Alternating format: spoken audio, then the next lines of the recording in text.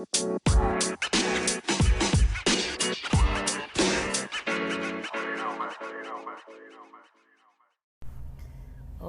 right. What is up? What's going on, Theory and Theology? Hopefully you guys are feeling good, doing well. I'm feeling pretty good. I've had a bit of grogginess. My sleep's been weird. I do want to talk today about inconsistencies. I don't know if I ever got too deep into inconsistencies with religious texts, scriptures, and such. I'm not only talking about like Christianity.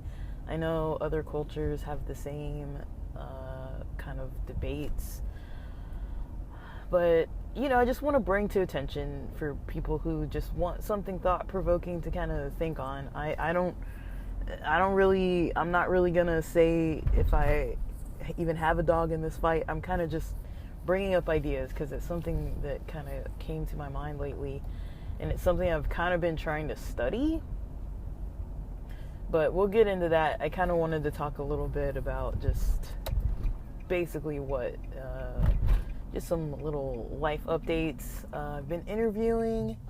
I've been I did accept a job position that was just not going to be a good fit. So I ended up not following through with it. So that was kind of it's part of the game, guys. Otherwise, for me, it's primarily freelancing and Uber Eats, which is what I'm doing right now. I'm driving. And as you guys know, sometimes I get deliveries in the middle of these recordings. So I'll be checking on those when they come in, if they come in. But until then, I'm recording. I had a good interview today at a site that's not too far out from like LAX and Dockweiler Beach. And I'm not too far from that area. It would be a hybrid role if they do accept me. And then from there, we kind of see kind of how things unfold. But yeah, it seemed like something that was of interest to me. Like I kind of liked what I heard, what I saw. I liked that the site has a mindset coach and that they do have a focus on spirituality. Now, what that means in particular, I mean, that varies. So I did kind of get to talk about, how it was working for county and how, spirituality isn't really something that is encouraged to be discussed, and it's almost discouraged. And I did kind of mention also, like, I am interested in those topics. Obviously, like, I study them for fun, as we all very well know on this, on this podcast, and that's the honest truth. I'm really into spirituality topics, and I didn't go into any details about my own. I just mentioned that I was raised in a particular environment and kind of took from that maybe like what I found was beneficial for myself, and I also pull from other cultures too, and I'm pretty open-minded, and I just don't try to push my ideas. I like to talk about my ideas with people who want to talk about them, but I have noticed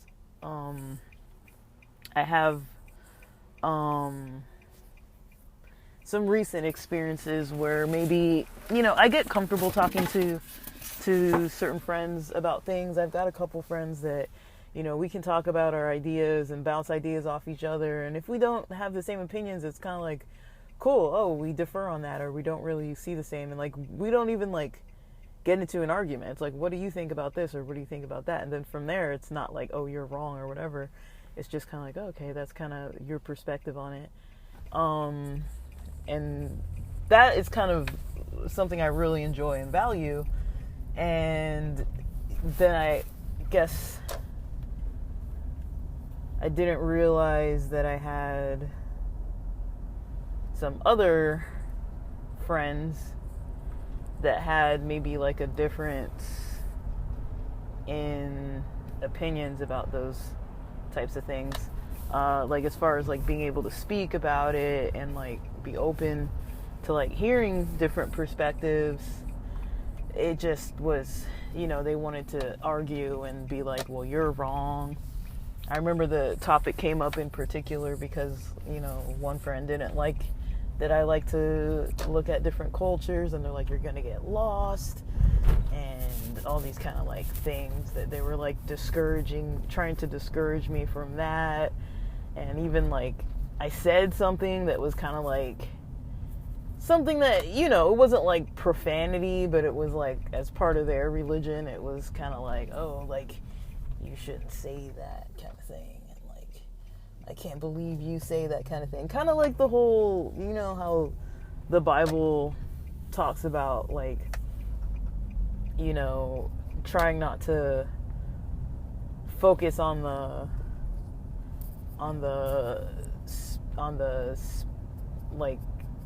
speck in your neighbor's eye when you have a plank in your eye kind of thing. Like, I'm not saying this person has like a plank in their eye. I'm just saying like, I don't know why they were like trying to pick out stuff with me, and it's like, they're struggling with their own things, and it was just kind of not, it just turned me off. I kind of realized I'm like, I can't really have those kind of conversations with everybody, and I guess I kind of got comfortable with talking with other people about different topics on spirituality related subjects, and didn't really realize that maybe not everybody is gonna have an approach that I'm gonna really vibe with, because I totally didn't vibe with that approach. And so like their kind of like perspective of like trying to point out things that they're like, you should do this, or you should, like, I don't do that to them. It's like I get a little irritated that they call me when they're like plastered, and that they don't really listen, and it's not really a quality conversation, and it's definitely quantity, but I feel like it's not the most ideal way for me to like spend my time. Like, I know they like talking on the phone to me, but it's kind of like, I feel like on my end I'm not getting much out of it. I'm more like irritated and just like annoyed by the time I stop talking to them.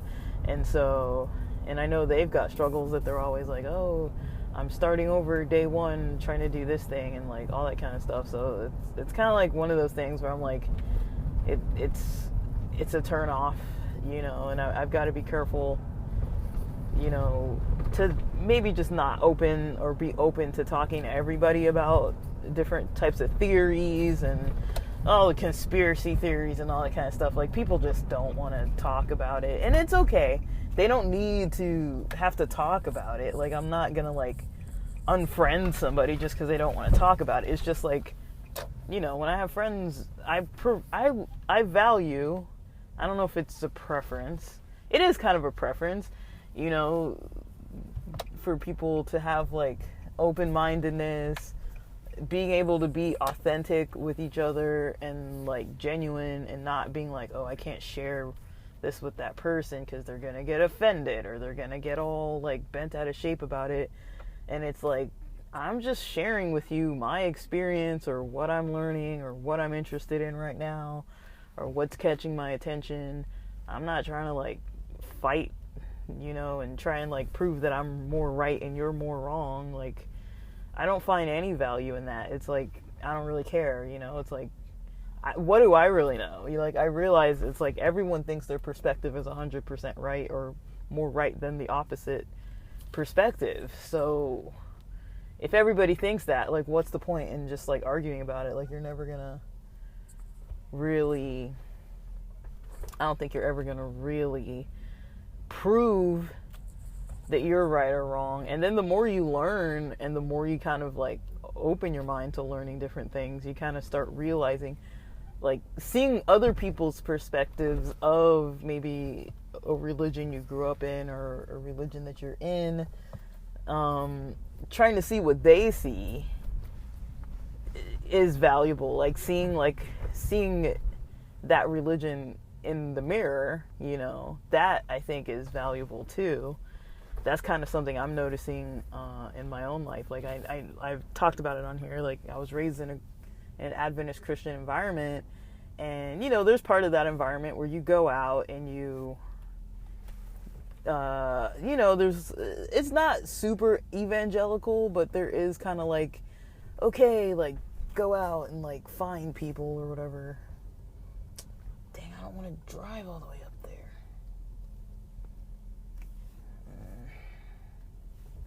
I think I'm just gonna not. That was a good amount of money, but I don't really want to do it. I only want to stay in this area. But yeah, it can just be a challenge, like I'm learning, there's a learning process to communication with certain people, and I feel like after a while it's like you start to realize, okay, certain people just aren't that open-minded to things, and I've got to let them be who they want to be, and take things the way they want to take them, and not get offended, or just not open the conversation. Like if it's something that's going to annoy me and I'm going to come out being like, I wish I never talked to this person about this thing, then I will learn, hey, like this isn't the person to talk about. Wait and talk about it with the other friends that kind of like enjoy and value having those kind of conversations, versus people who want to get all like upset about like politics and religion and stuff. It's like you really can't just simply talk about that kind of stuff with just anybody. And it's been a learning process for me. It's a learning curve. But now that I'm where I need to get finally, but yeah. Okay, so I might go into some details. I don't know. Not in this episode. I'll see what you guys think. I might go into some details about discrepancies. But what I mean by discrepancies are it's easier for me to use the Bible as an example. If a text says a certain thing and then it says something else that almost contradicts it, or even if there's like maybe teachings in the religion that teach a certain thing, and then you're just kind of like, okay, this is like a tradition, but then you look in the books and you're like, I don't see where it says anything like that, or like that's not what I think this means, or whatever. Like those types of things, like something that just doesn't add up.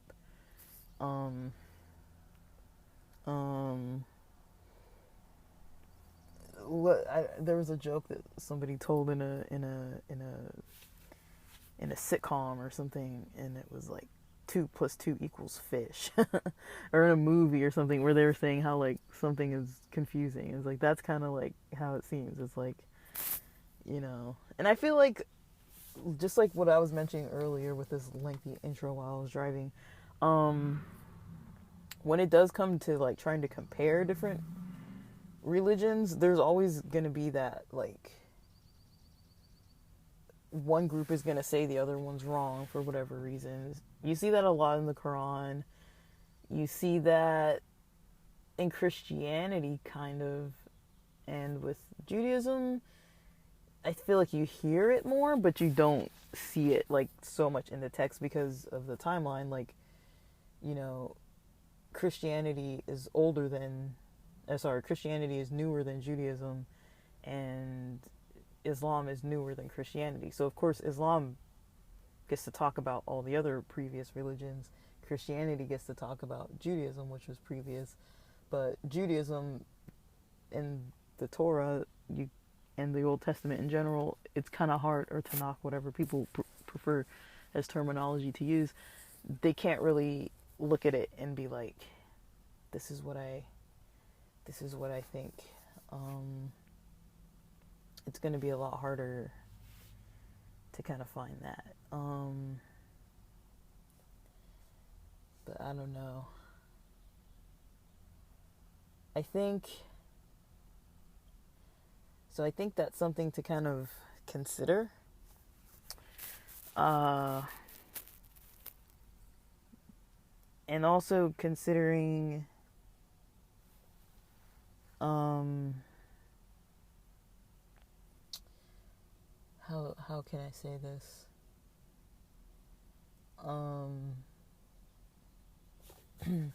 That, maybe there is a reason for the discrepancies.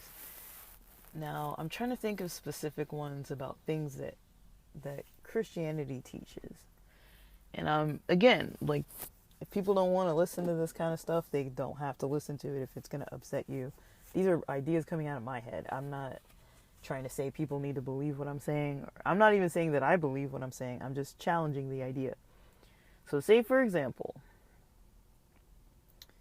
people in Christianity, people are taught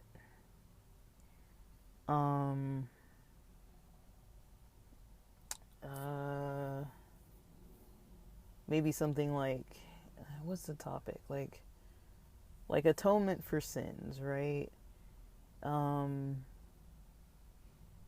Now, something that's interesting to me is, how do people atone for their sins in Christianity, right? Usually people pray, and they pray in Jesus' name, assuming that they're praying, at least in some respects, to Jesus, right? Maybe they're praying to God, and then they say, in Jesus' name, like assuming that, Jesus is listening, we're invoking the name of Jesus as, to like solidify this prayer. So we're praying in the name of Jesus. Now, in Islam, people don't pray in the name of Jesus or in the name of Muhammad. In Judaism, people do not pray in the name of Jesus or in any other God's name. And then there's also, if you even want to go before Judaism, there's this, if you look into Yahweh and the origins of Yahweh and where Yahweh comes from,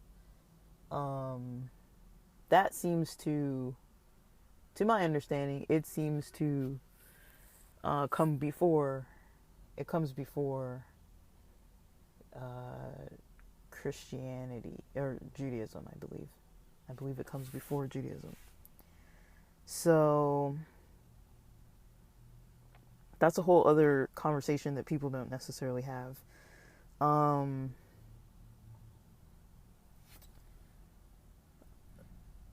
But if you think about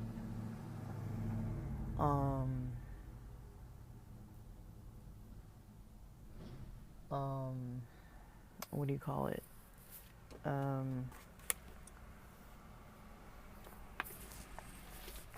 Sorry guys, I'm having so much trouble focusing today. If you think about the concept of atoning for sins, you're gonna come up with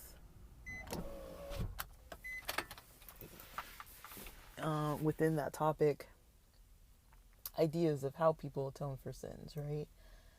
And Christianity's argument that Jews should accept Jesus,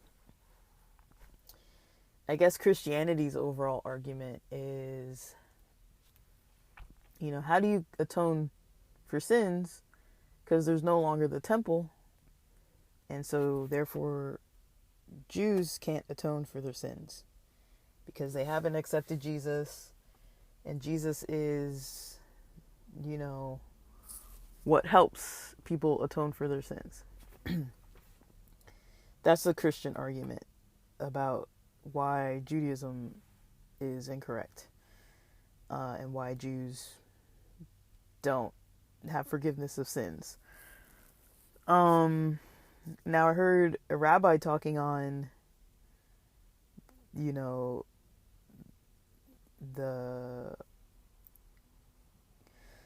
the historical person Daniel in the Bible.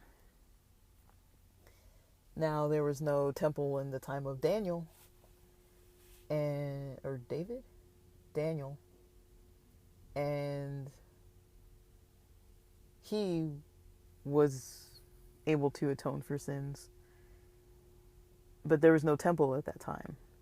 So that's a type of argument that kind of doesn't make sense. It's like, well, there was no temple for Daniel, but nobody was saying that he wasn't atoning.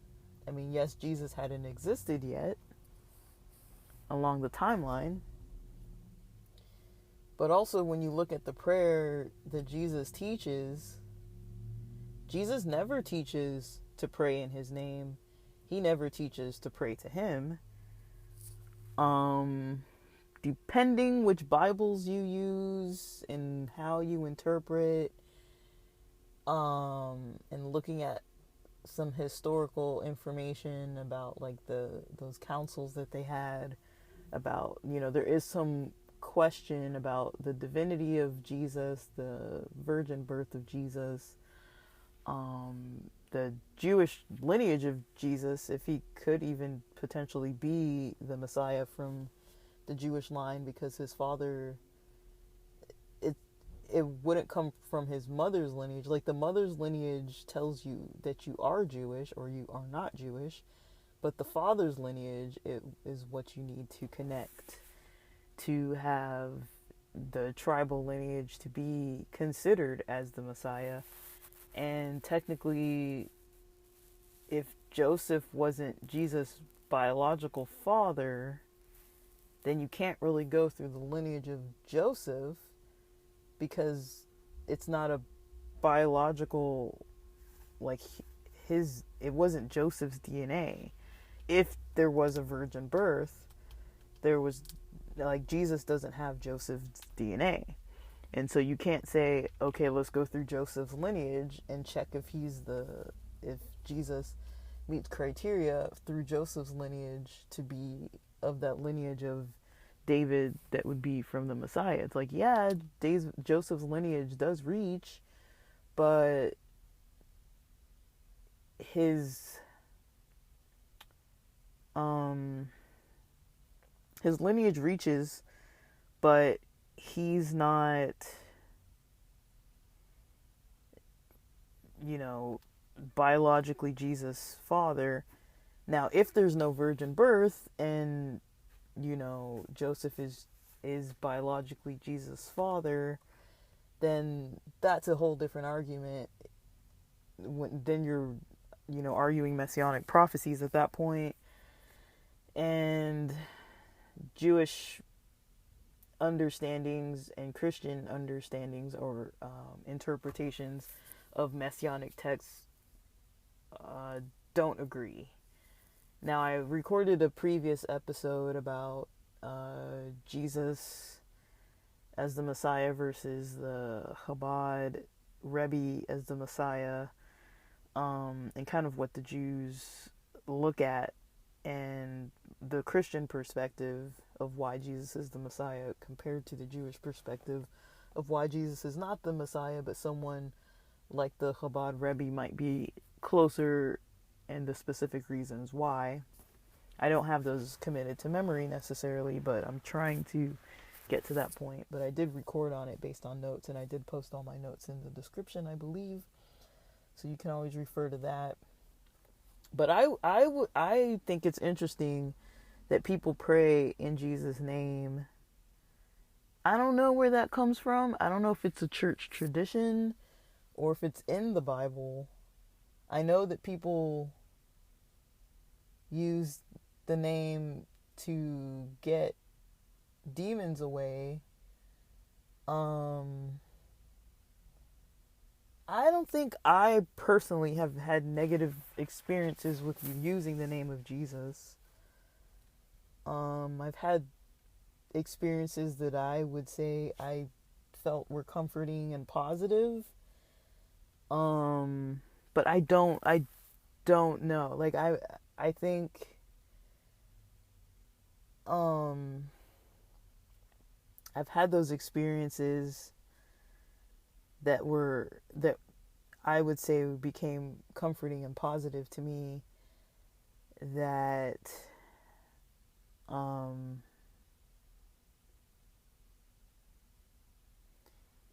you know, just like I said, like I've talked about it before, how I've kind of dabbled in things and kind of like tested out things and tried to test out things with miracles and or signs and things like that, and I've got a little experience with that.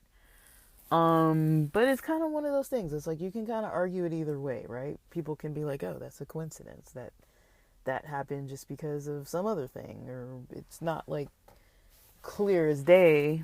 Like there are other ways that something can be explained. Like I'll give an example.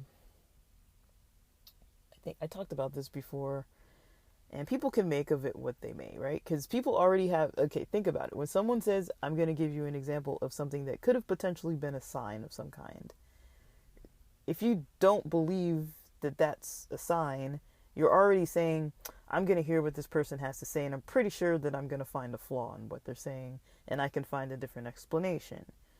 That's what you're already going to be saying, right? So you can already, your mind already starts working on, oh, disprove this, refute this, argue this, don't buy into it and say that, oh yes, this was a sign, or don't find reasons into it. And then other people, before I say what I'm going to say, who believe in signs are like, oh yeah, I want to hear what the sign is, because this is somebody giving proof of something that I believe in or that I'm curious about, and I want to see what certain people's experiences have been like. So you can make of it what you want. But I don't know how many years ago this was. It wasn't that long ago. I was in my room in LA. I don't remember if I was between living in San Diego, and like was there for the weekend or what. I really don't remember the timeline now. But I was there. I believe this is at the time when I was working for the mental health clinic. And I think I had my work laptop on my desk in the bedroom. And during this time, I didn't really use my personal laptop that much. I mostly just used my cell phone, and I didn't really do a lot of digital marketing things or anything like that. So I didn't really have any real reason to be using my personal laptop. So I didn't really use my personal laptop much. And so my work laptop was always kind of like on the desk, and it was closed. It has windows. It was like a Lenovo laptop, I believe, or ThinkPad, one of those kind of Lenovo ThinkPad laptops. I'm sitting there in my room.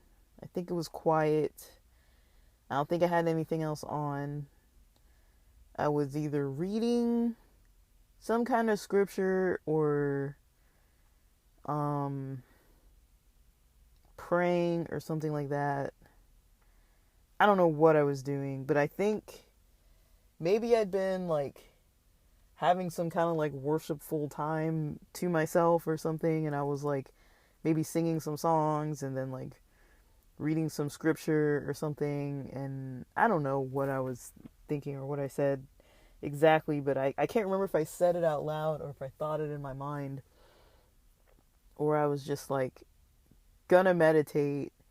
And coming into the meditation, I had a thought or said, something along the lines of, if God is real, I'd want to see a sign, because I don't really know how I'm feeling about it right now.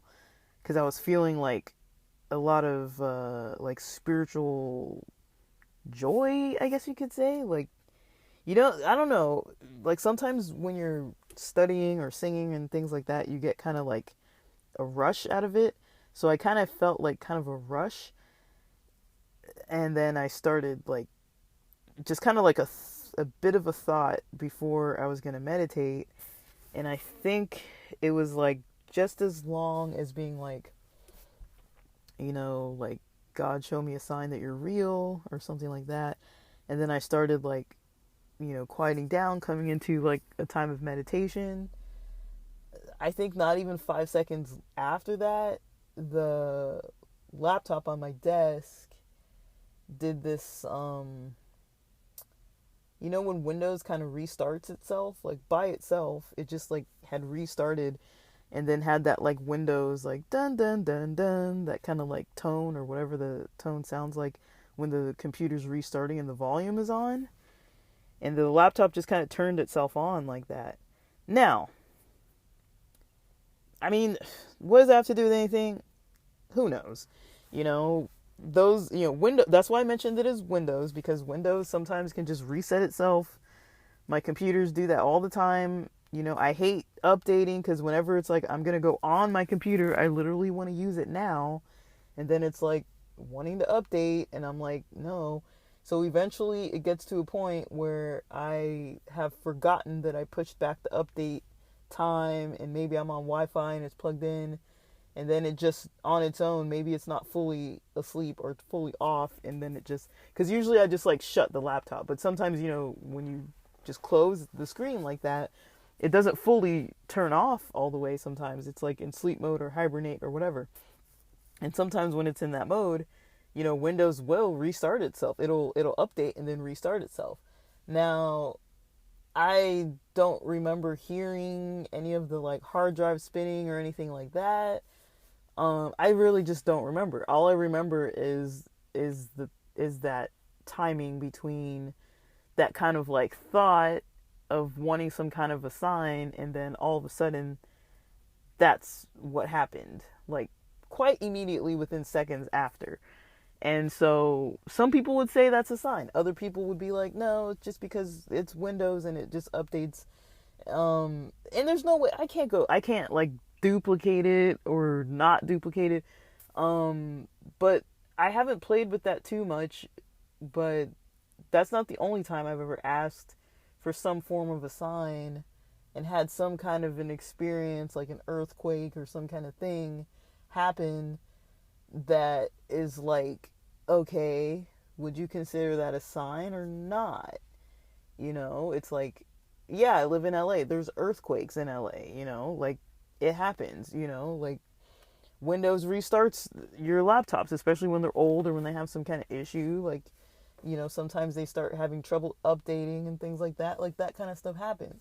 So it's within these reality kind of areas where it's like, it could be a coincidence, it could be a sign, and it's like,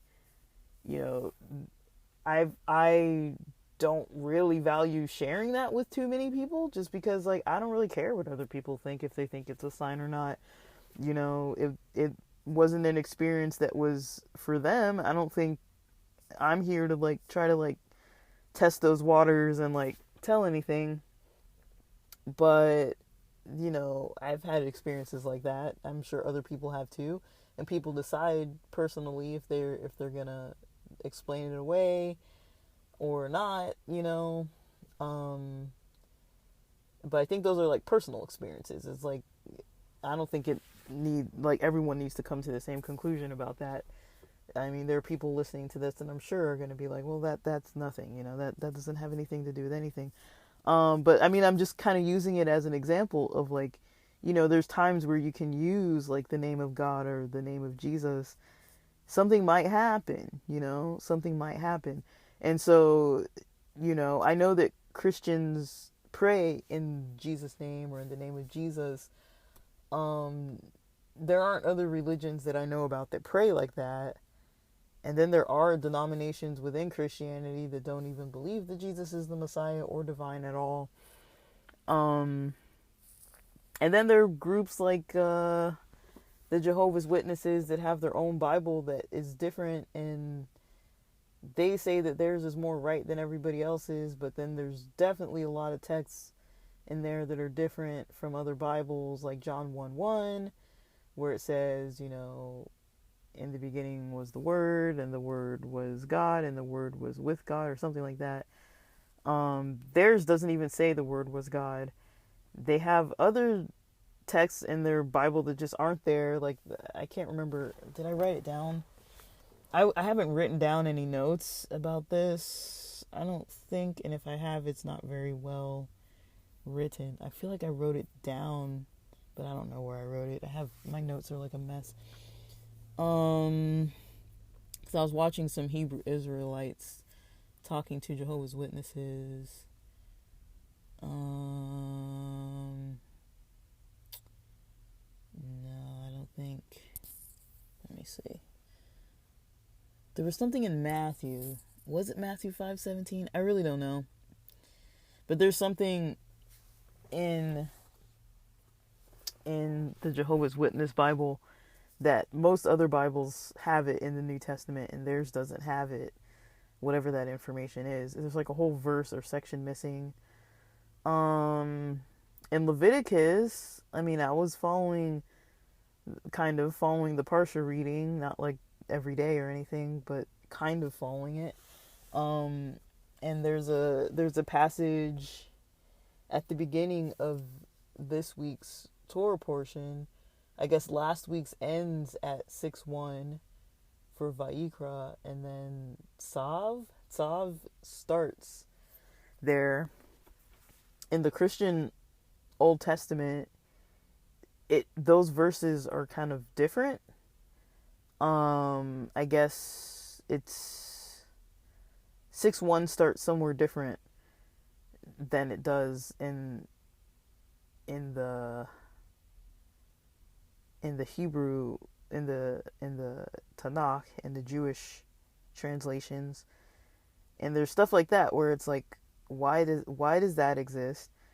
You know, like either somebody's missing verses, or something gets shifted for whatever reason, or people are like, oh, there were more texts found, and so I guess the Masoretic texts and all these kind of things that are a little bit older than the scriptures that the Jewish religion follows, Christians, you know, changed their Bible to add the Masoretic text. And it's not like all the Bible is like completely off because of using those texts. There's just some verses that are different, like I mentioned, with like the different, you see that a lot with like the prophecies, like in Isaiah, in, I don't know if it's Hosea or Jeremiah, Obadiah, I think. I don't know, I could be wrong on like which books, but I know for sure in Isaiah there's quite a few. I think in Psalms there's some where it's like, if you look at the Jewish Old Testament Bible,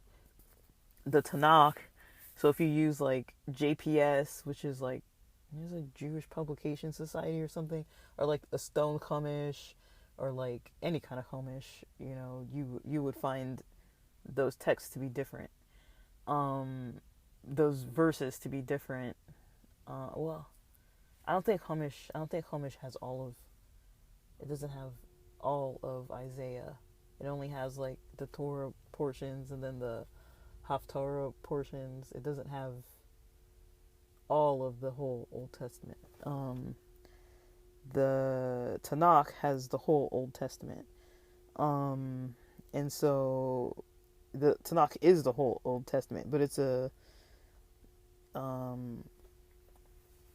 Jews don't really refer to it as the Old Testament because they don't have the New Testament, and so it's just Tanakh.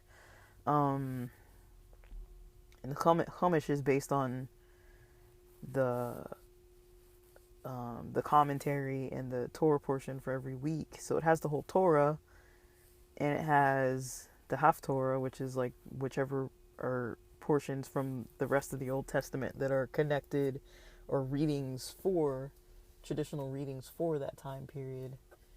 There is some of Isaiah in there, because it says, if you read in the New Testament, it says, you know, that Jesus was reading in the temple, or Jesus was speaking in the temple.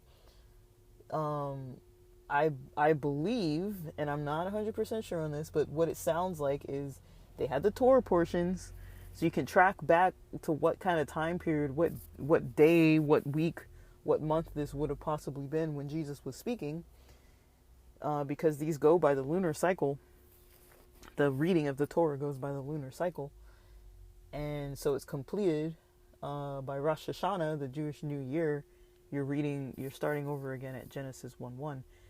And so the Torah portion would have had an Old Testament portion, a different Old Testament portion outside of the Torah that had some portions from Isaiah.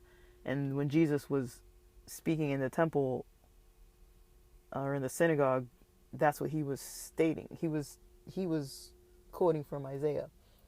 And then we go into the discrepancies of speaking about quotes. So this is something I always had a question about since I was young.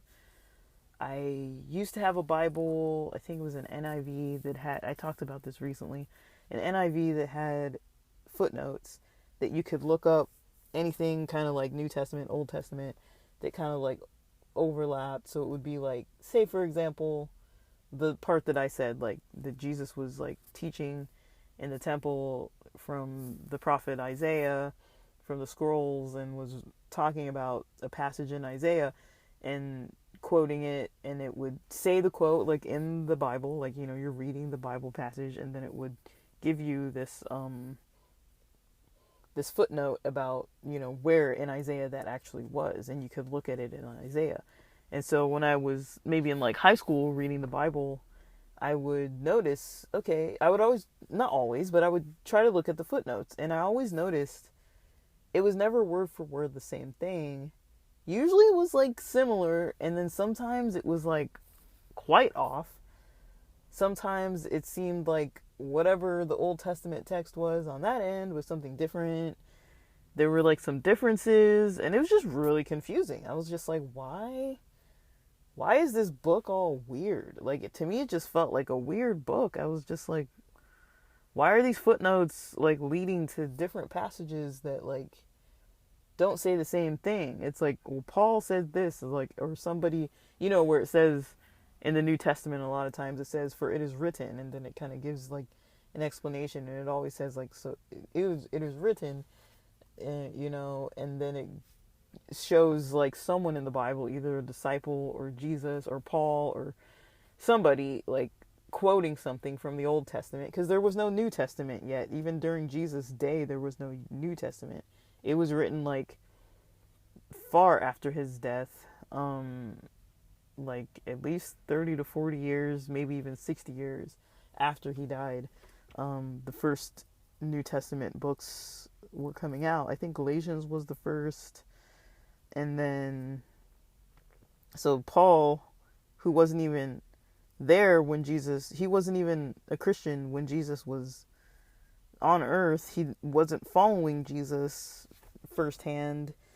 He came into Christianity somehow with his story, according to his story. And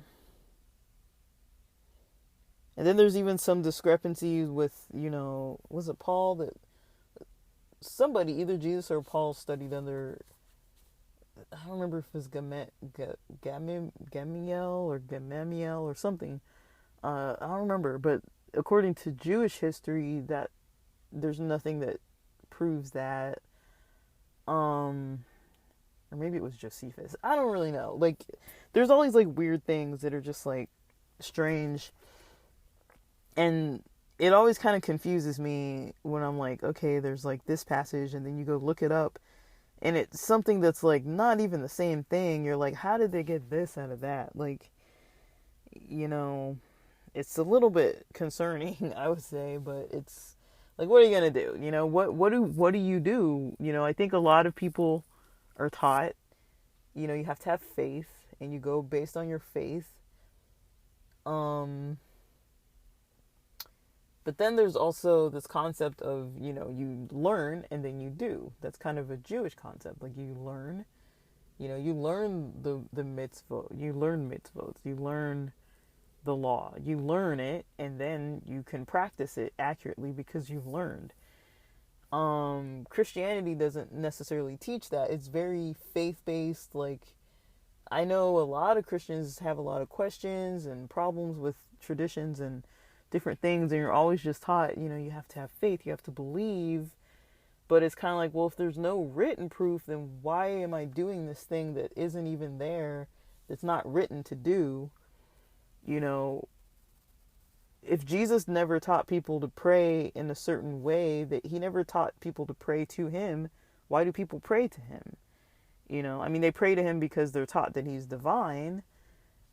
I believe that's why people pray to Jesus. And they believe that he's divine. And there's always these, like how Jesus says, I am, or I am he, or who do you say I am? And there's a lot of different reasons why people believe Jesus is God, because he never specifically said, no, I'm not. Like whenever he was challenged on it, he was never, he maybe ran away from a situation or asked people, who do you believe I am? Or what do you believe? And then like just the proof that maybe like the Pharisees and all these people were trying to stone him because he had claimed being God. Just that, kind of caught the attention, because he claimed to be God. They wanted to stone him. But he escaped and wasn't attacked physically. I don't like saying things are like a theory, because then it almost, some people like assume, oh, if it's a theory, it's wrong. I mean, if you study research, a theory's based on evidence. Like there's evidence behind something, but then there's also opposing evidence sometimes too. So it's kind of like, it's a theory because it's not like a 100% proven thing, or there might be a lot of proof behind it, and maybe someone has never disproved some specific thing. But that's kind of what a theory is. You develop theories out of rigorous research. It doesn't just mean, oh, it's a false idea. Like I can think that the sky is purple. I have a theory that the sky is purple, and I can come up with all kinds of weird ideas. I don't really in real life. I hope people don't think I'm serious. But like, if I believe the sky is purple and I'm teaching this to people and I have all these reasons, just kind of how they say like conspiracy theories, it's like I think people kind of start assuming when someone says a theory, then it's less accurate than something that's not considered a theory. But I guess there is this theory that Jesus potentially was a Pharisee. I know in Christianity, the way people are taught about Pharisees is just so...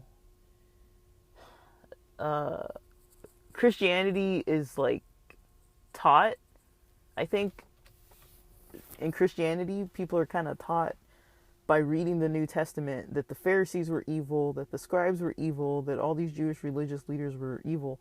But when you think of it, Jesus was a rabbi, right? When you even think of it before that, John the Baptist was baptizing people, right?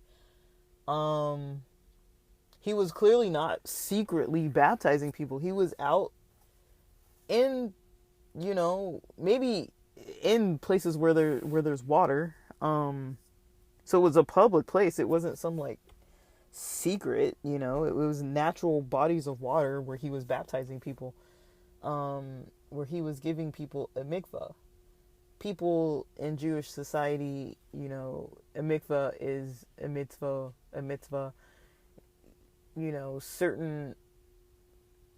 There are certain reasons why people need a mitzvah, like females, after periods, and males after ejaculation, and for different other reasons. And they're traditionally, really religious Jews do still go to a mikveh weekly or however often they attend mikveh. But I believe that there's a law about what constitutes a mikveh. So I think it has to be natural water, like from a natural spring or something. Don't quote me on that because I don't really know for sure. But the baptism came out of that concept. So when you hear the stories about John the Baptist, he's not necessarily baptizing people to come to Jesus like in Christianity. That's kind of like the tradition that's used for someone to officially state I'm a Christian. Just kind of almost like when you go to school and you graduate and you get your diploma, and then you walk across that stage, and like that's proof of like, okay, I graduated, I got my certificate, my diploma, my degree, in the palm of my hand. And then you get that official certification probably online these days, or maybe they mail it to you. I don't even know.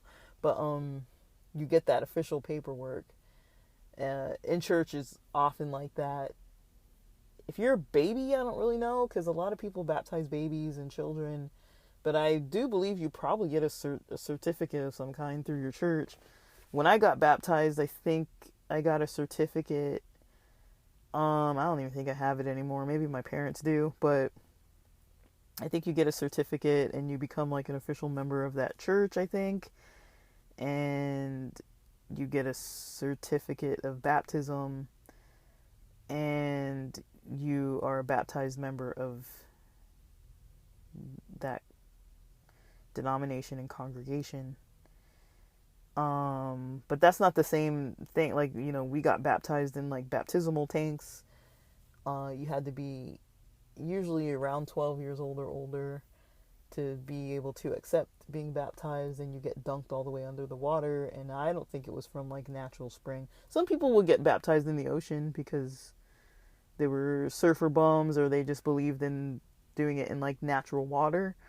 Some people had a preference for that. I've been to baptisms where people are baptized in like a pool of water, and they maybe kneel down and like get dunked the rest of their body under, and it's like a kiddie pool or whatever, or like a deep kind of pool, like something that you can like kneel in and get all the way into.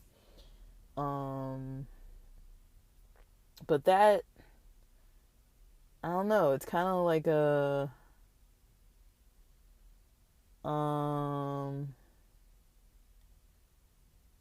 it's kind of something that, you don't really get taught in Christianity. Like, if you're not studying Judaism, things look like they're very Christian in the Bible. And it's like, yeah, John the Baptist wasn't baptizing people to become Christians.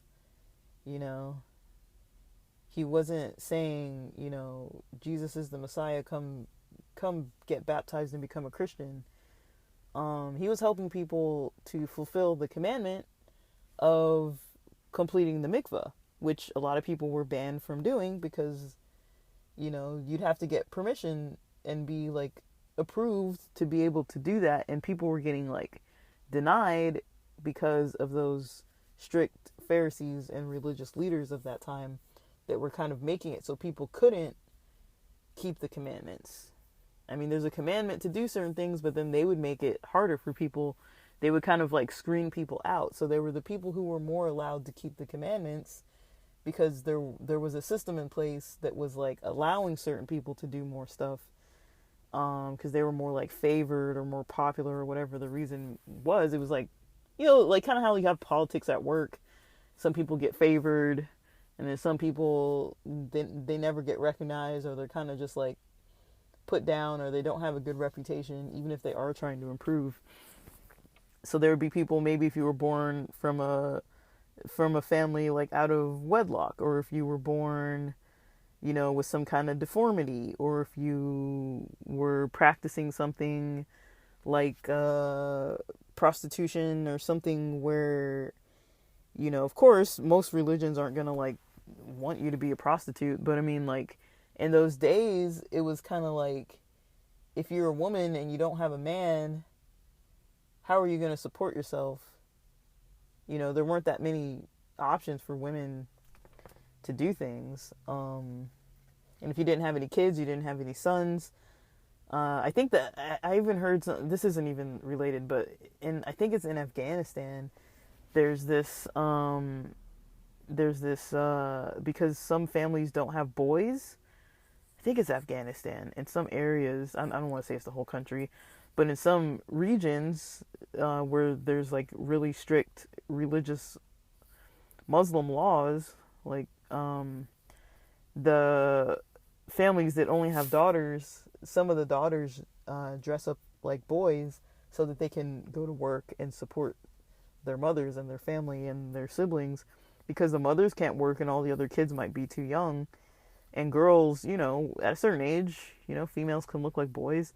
And if they have all these like head coverings and all this kind of stuff, they kind of have to live this like secret life so that they can work. I'm not saying that was happening in the Bible, but I'm just saying, like, there are still societies that exist where if you're not a male or a male of age, you're going to be kind of like declined or like very limited on the types of work you're allowed to do. And the weird thing about prostitutes is, I mean, assuming that they're straight, sex worker, if they're a straight sex worker, are only accepting business from males, adult males.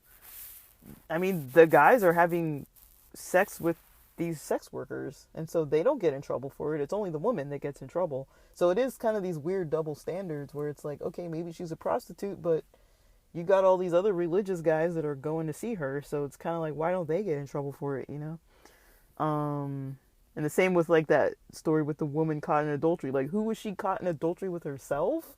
I mean, like, if she was caught in adultery, doesn't that mean she was like sleeping with some other person and then they're going to try to drag her out to stone her? It's like, well, what about the guy she was with? So it's like, you can kind of see that there's these kind of like weird kind of dynamics going on within that culture that it's like, you can even see that's not fair. That's not fair. That's not equal. Jesus having certain people having like a certain standing, Jesus having a certain standing because of, maybe who his mother was, maybe who his father was.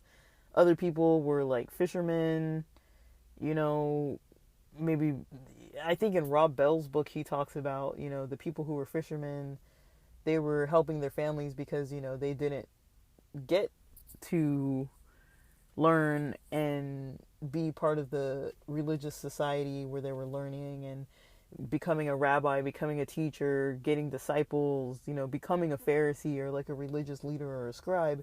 They weren't on that track. They had to do the manual labor. They weren't like learned people. They were kind of like, for whatever reason, maybe they weren't accepted because of their families, maybe their own behavior, maybe their own studies, or they weren't like as strong of students because maybe they had to keep helping their family members. Like, this society wasn't equal. We don't live in an equal society today, but back then, like, when you read the stories, you're like, this wasn't an equal society, and Jesus was kind of trying to put things into place where it was like, look, there's all of this, like, there's all these downtrodden people that the religion was promoting this kind of system of putting people down. Some people got favored and other people got,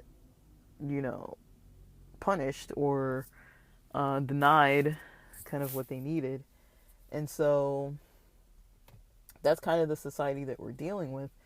But when you think about the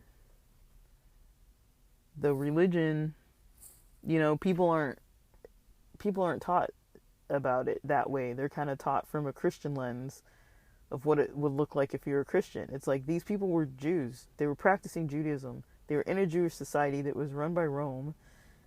It wasn't a society of modern day Christians. There was a whole lot of difference from what's happening now compared to like what was happening then at that time.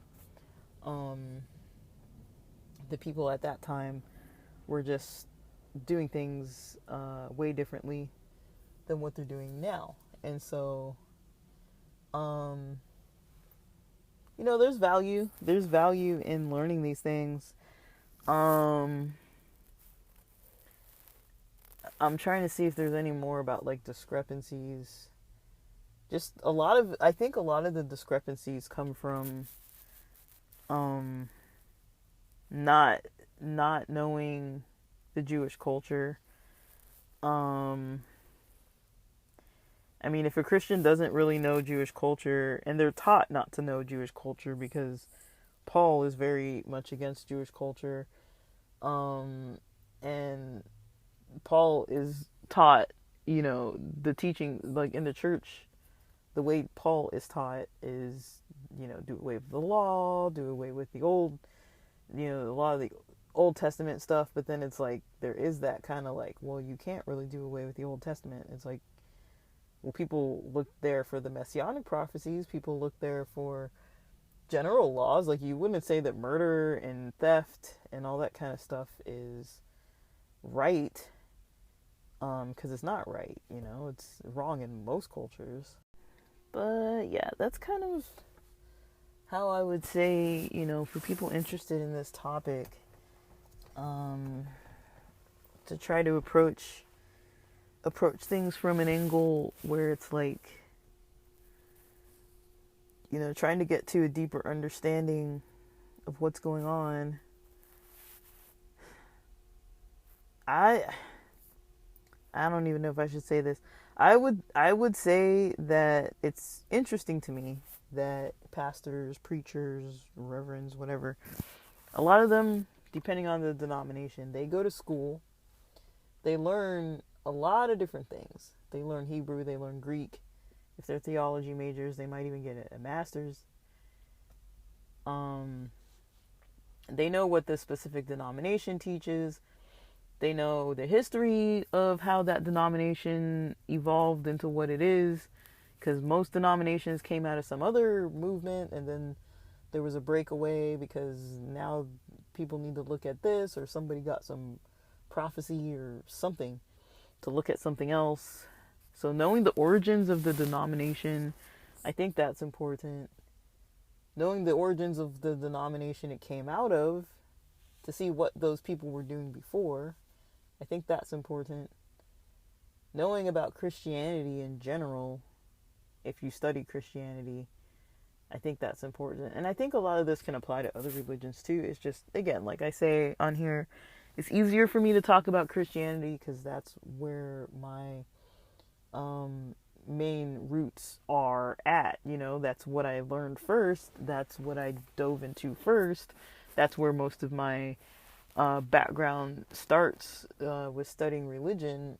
And so, it's hard for me to be like, what would a Buddhist or a Hindu need to kind of think about? It's like, I don't really know their religions enough to kind of know what specific discrepancies might come up or anything like that. But I think it is important to notice that a lot of these religious leaders and teachers learn a lot. They get connected with a lot of information, and you have to wonder sometimes, why don't they teach everyone? Usually the reason why they don't want to teach a well-rounded approach and they only stick to the denomination, they only do that because they don't want people questioning that denomination or leaving that specific church. There's either a financial motive or a numbers motive, like they want more members, even if it's not like a tithing and offering situation where they're getting more money. But a lot of times more members means potentially more money, or, conferences of different denominations. You want a church that has more than like 4 or 5 people. You probably want like a bigger church, Pastors want that. It's a little bit of a necessity sometimes, because some smaller churches might get closed down or merged, and then a pastor's out of a job. Some pastors get paid full time, some are voluntary, some don't even get paid. And so you kind of gotta, I hate to say this, but you do have to look at the motives that they have for keeping someone in that specific church building, within that specific congregation, or within that religion in general, that denomination in general. They don't want people to know all the information, even though they're taught that. They don't teach everyone. Catholic churches don't teach a whole bunch of stuff about Protestantism. They don't teach that, and when they do, they teach why it's wrong and why the Catholic version is right. Protestant, different denominations, like I know growing up Adventist, we were usually taught about all the stuff that the Catholic Church changed and what they're still changing, and they are still changing the Bible and changing, the Christian belief system. I know within my lifetime, I think it was within my lifetime, that like, there were some changes to purgatory. There were some changes to, what's the 4th commandment of the Sabbath. It's not in the Catholic Bible. They broke down Um, I think the third commandment is not using the name of God in vain, and then honoring your father and your mother, that your days may be long upon the earth. I feel like one of those or something like that is broken into two, so that they have 10 commandments, but then like the fourth is just not even there. There's not even a Sabbath commandment. And that's crazy. It's like it's like, who says you can just take it out, you know? But they do that, and they're still changing things. So the Catholic religion kind of just does their own thing according to the Pope and according to all these other things. The Catholic religion kind of does their own thing.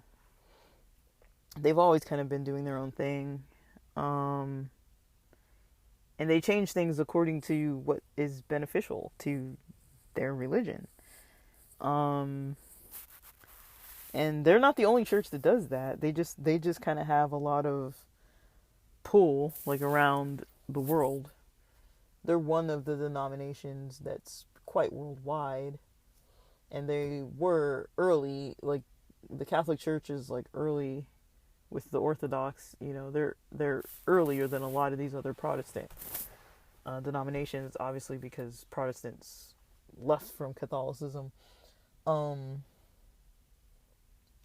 But that is something that kind of comes to my mind that's kind of like weird for me, because I'm like, okay, all these people know all this stuff and they're never teaching anything. Like, for me, I've talked about it before, that growing up Adventist, you're taught about the Sabbath. Like, of course, you don't follow it exactly like the Jewish people. Like, you know, we're not taught to read the Talmud. We're not taught past what the Bible says about not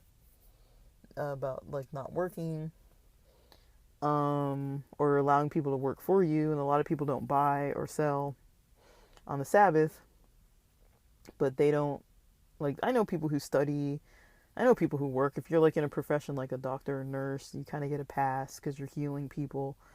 Or some people, you know, donate all the money that they make those days to the church or whatever. I don't know. There's some things that I grew up learning about that I kind of am curious about, if people really did that 100%, or if people were just taught that people did that. But we would learn a lot about, you know, different denominations, kind of having that, those differences from Adventism. And of course you're taught why you're right and why they're wrong. And, you know, there's discrepancies all over with religion. And the more you learn, the more you kind of realize, like, people just come to their own conclusions. I wonder if there is a version of Christianity that actually follows the New Testament without making some weird, like, okay, we're going to follow this, but ignore all that. We were taught in Adventism that Adventists follow it the closest. I would say, okay, they follow the 10 Commandments, or are taught to do so. What kind of stuff do they not do?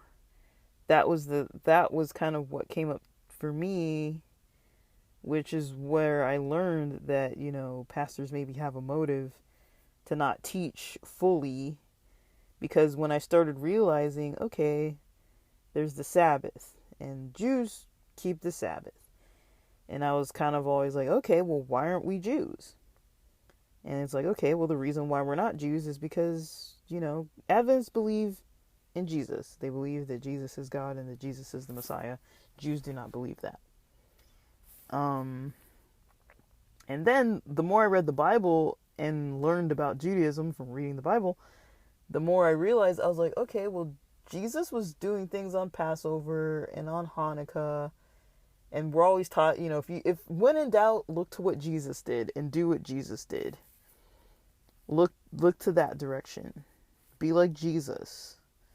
And I'm like, well, if Jesus was keeping all these holidays, all these Jewish holidays, not just the Sabbath, he was keeping the other Jewish holidays.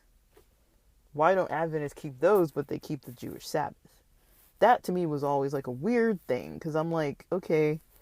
And people, I guess the best answer I got that was a non-answer was, you don't have to keep it, because it's not a commandment to keep it, even though it does say in the Old Testament that it's a commandment.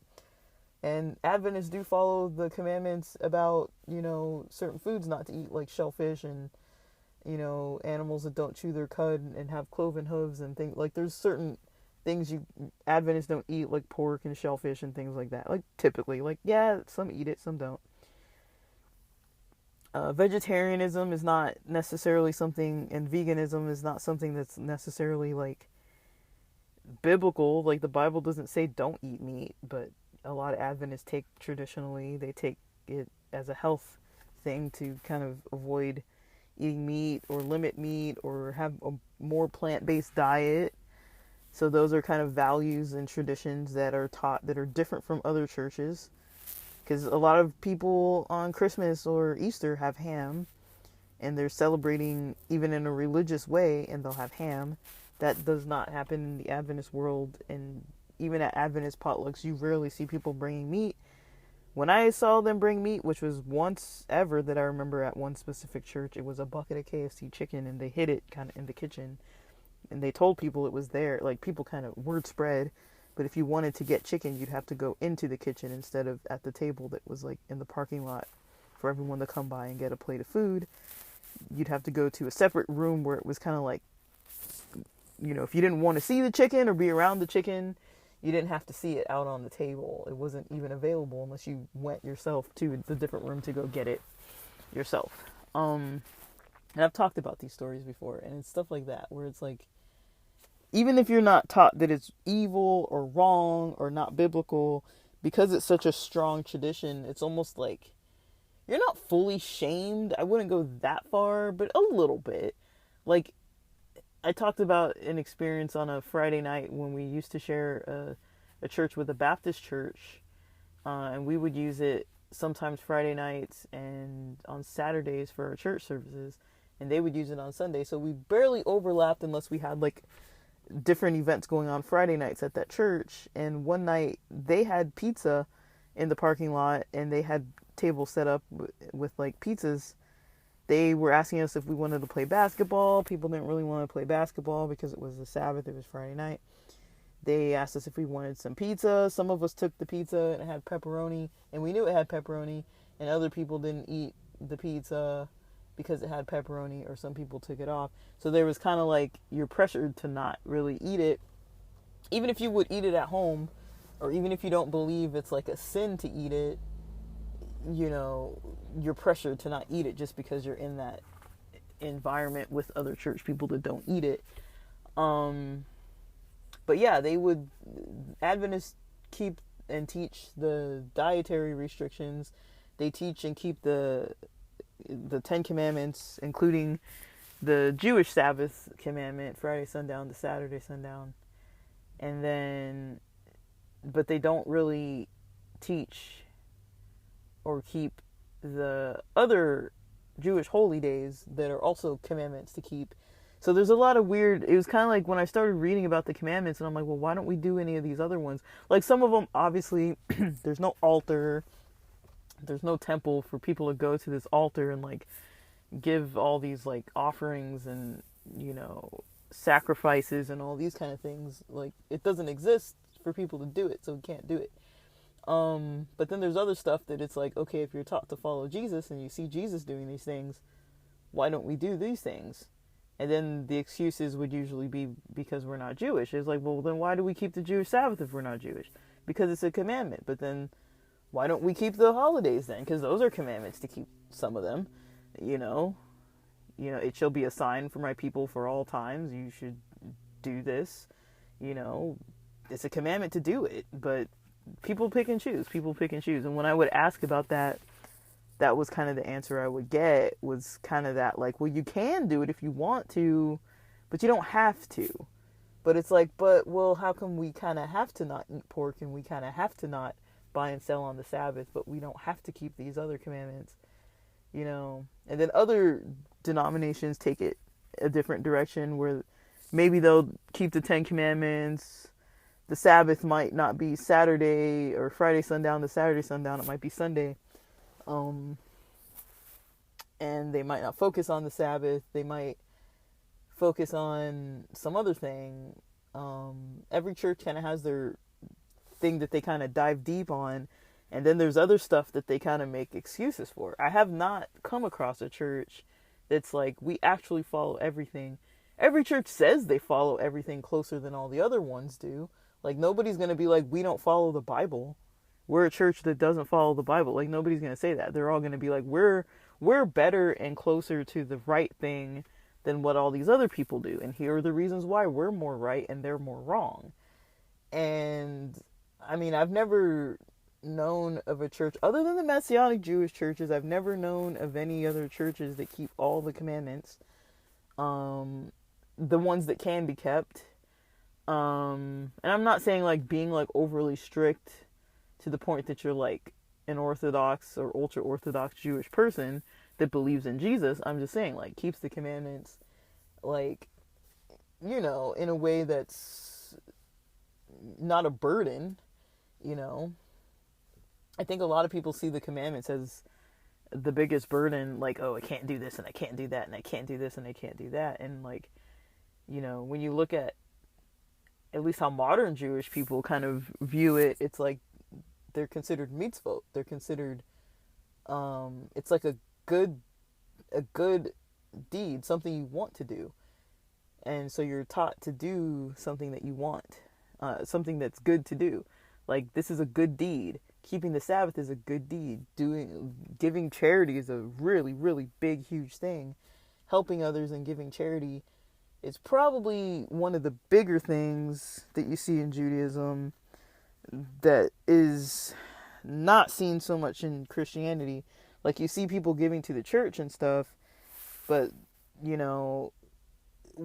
there aren't places where it's like, okay, there's like a Passover Seder. Who's sponsoring this? There's like a lesson. Who's sponsoring this? Like, people just giving to be able to sponsor different things. Like, in Judaism, I see that a lot. Just observing and looking at what, if you see a lot of these YouTube channels and you see like a lot of them have donations pages. Chabad has donation pages. All of them have donation pages. And some people give like a kind of shout out where they're like, thank you to this person. Thank you to this person for donating. Like, thank you for this family for sponsoring the Seder. Thank you for this person for sponsoring the Sabbath meal, for sponsoring the Kiddush after the synagogue service. Like, they even write it maybe on the website sometimes too. Like, thanks for sponsoring it. And they give notice to who sponsored.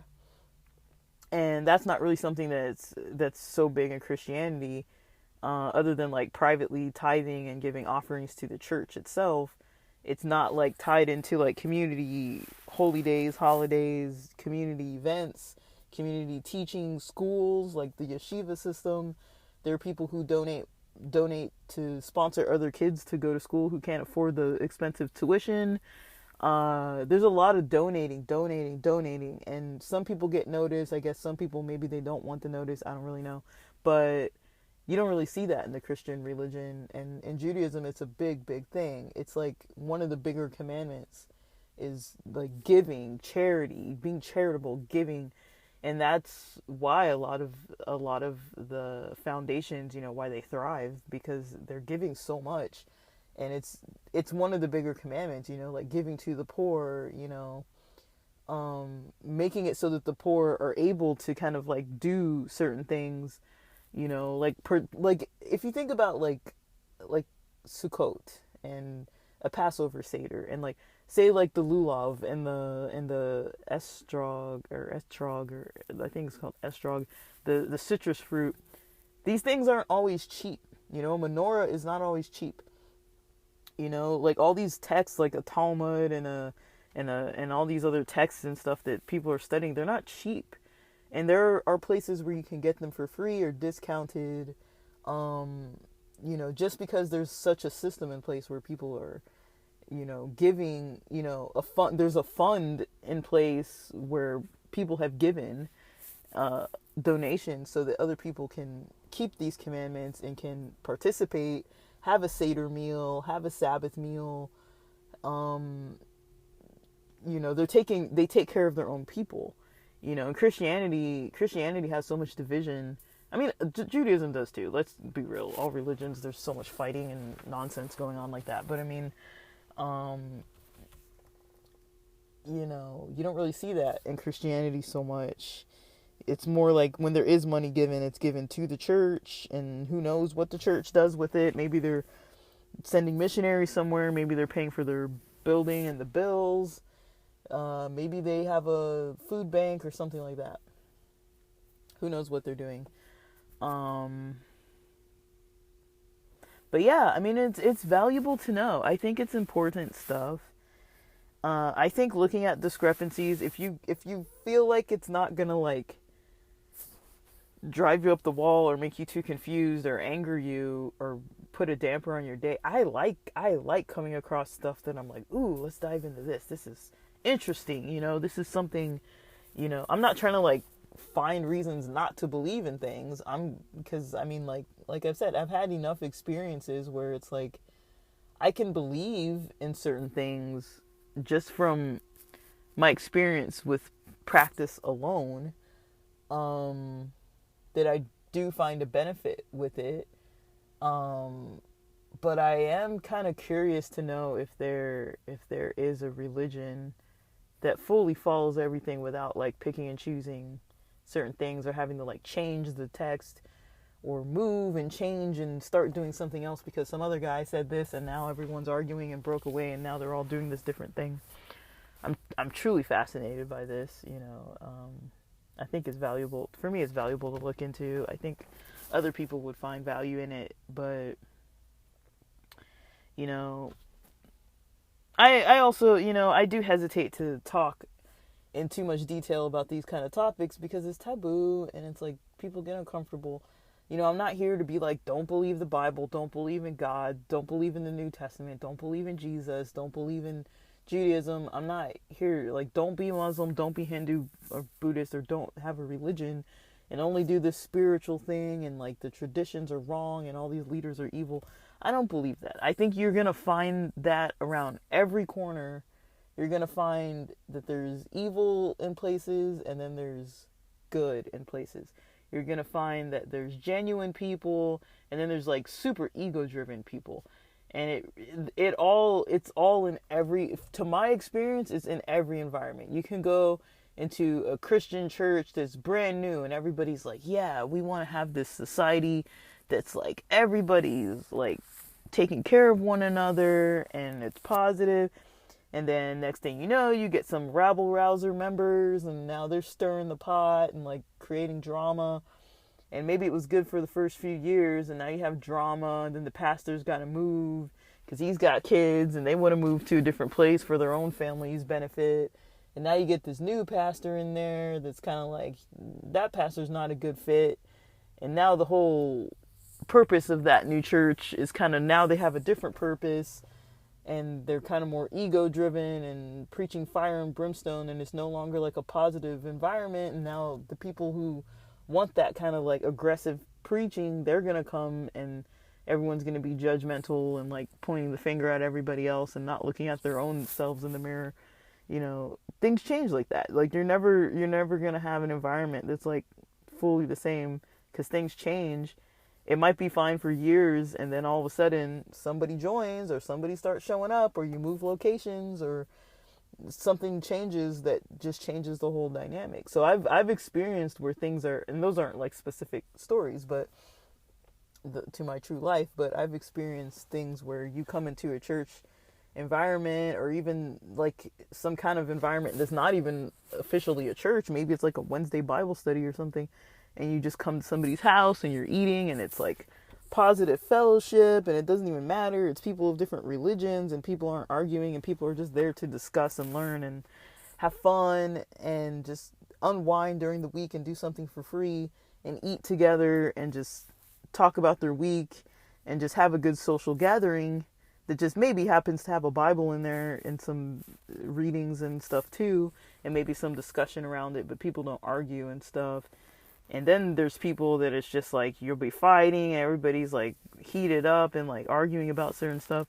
And then you have environments that are like people aren't even teaching the right stuff, and it's like, where are they even getting this information? Like, hate messages go very far because there's a lot of anger out there.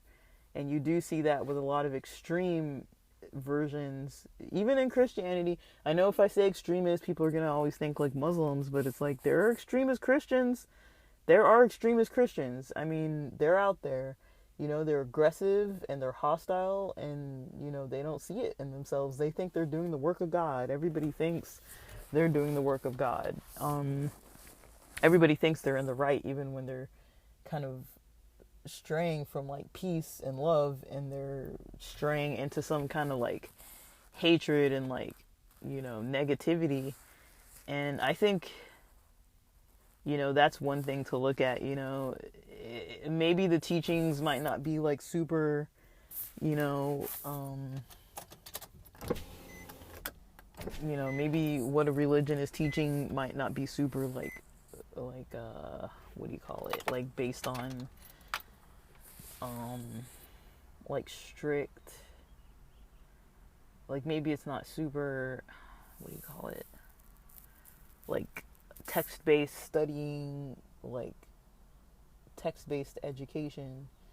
Maybe it's not super like text driven. Maybe it's not super either driven by text or driven by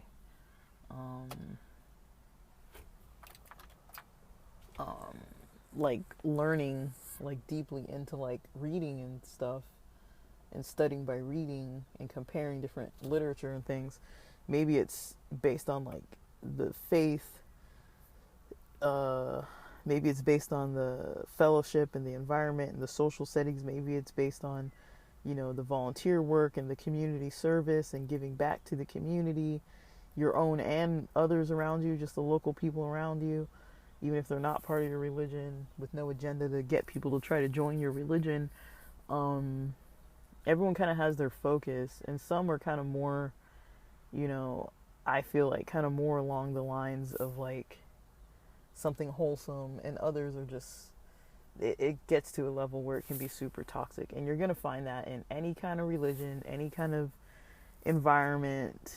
There's going to be a little bit of everything, but some are very, very much one way or very, very much the other way. It really just depends. But, you know, is it even important to look at all this stuff? I don't know. Different people gravitate to different things for different reasons. And I think at different times, you know, things, people can kind of vibe with certain things at different times in their lives. I'm noticing with this podcast and these types of topics, during this day and age, you know, in this time period, people are really into these topics. I mean, I myself am also. I get more motivated because I have people to talk to about it. I like podcasting about it. I talk, like I said, certain of my friends, we kind of talk about things on a regular basis.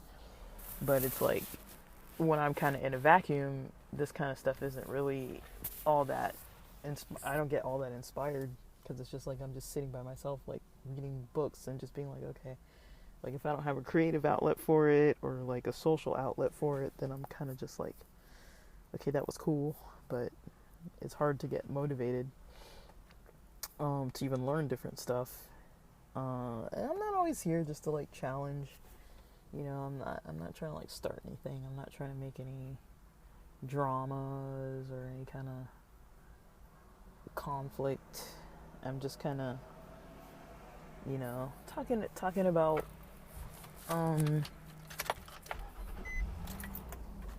you know, just some of my own experiences. And so I hope you guys have enjoyed. I like talking about this stuff. I'm gonna go home and eat some lunch, and then it's a lengthy episode, I know, like 90 minutes, but thanks for listening.